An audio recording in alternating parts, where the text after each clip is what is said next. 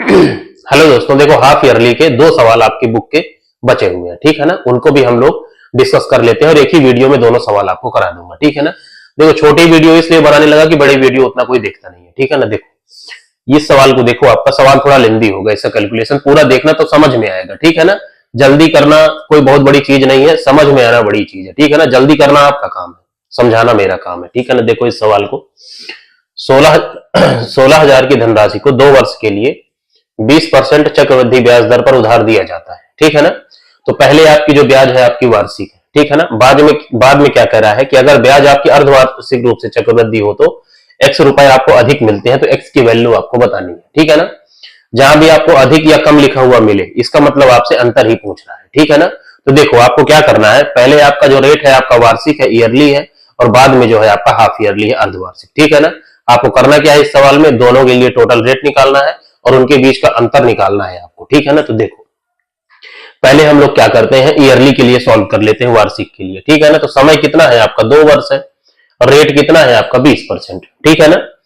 तो 2 साल के लिए आप ये फॉर्मूले से आप इसको निकालिए, ठीक है ना। 2a प्लस में a स्क्वायर बटे में आपका 100, इतना परसेंट आएगा टोटल रेट, ठीक है ना।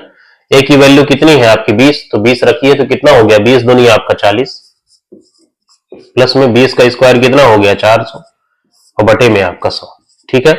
तो जीरो से आपका जीरो कट गया, तो ये कितना हो गया 44% आया टोटल रेट, ठीक है ना। तो ये 44% आपका ईयरली का है, वार्षिक का, ठीक है ना।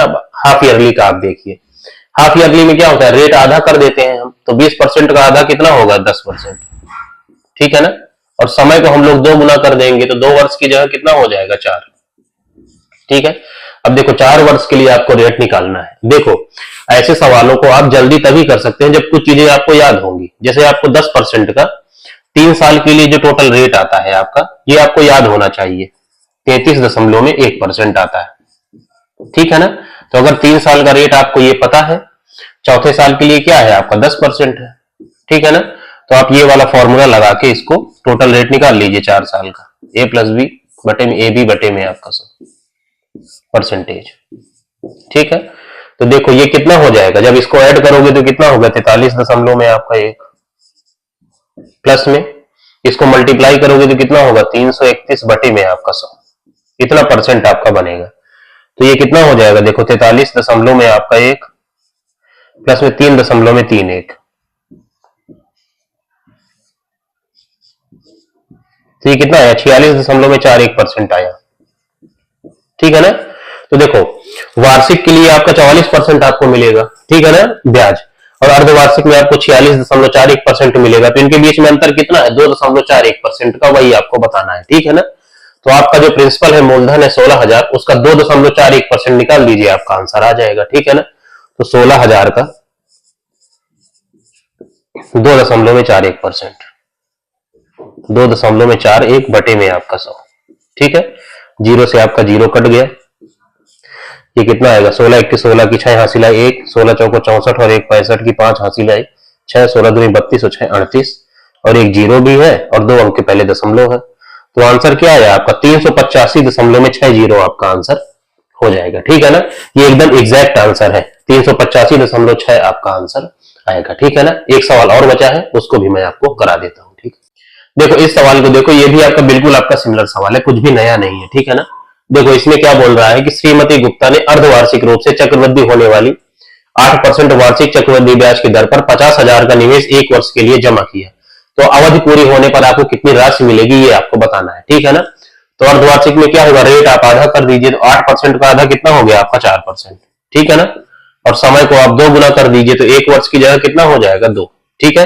देखो कभी भी आपको एग्जैक्ट आंसर निकालना हो तो इसको आप इससे लगाइए रेशियो, जैसे 2 वर्ष का रेशियो अगर आपको पता है, 2 वर्ष का रेशियो क्या होता है आपका 2:1, ठीक है ना। अगर आप इससे करेंगे तो एकदम एग्जैक्ट आंसर आएगा, ठीक है ना। तो देखो यहाँ पे आपकी धनराशि कितनी है आपकी 50,000, ठीक है ना। इसका 4% आपको निकालना है, तो पहले साल जो आपको ब्याज मिलेगा, जीरो से जीरो गया तो कितना हो गया 4 पंचे 20, और आगे 2 जीरो लगाइए, 2,000 मिला, ठीक है ना। तो ये जो 2,000 है इस 2 की वैल्यू है,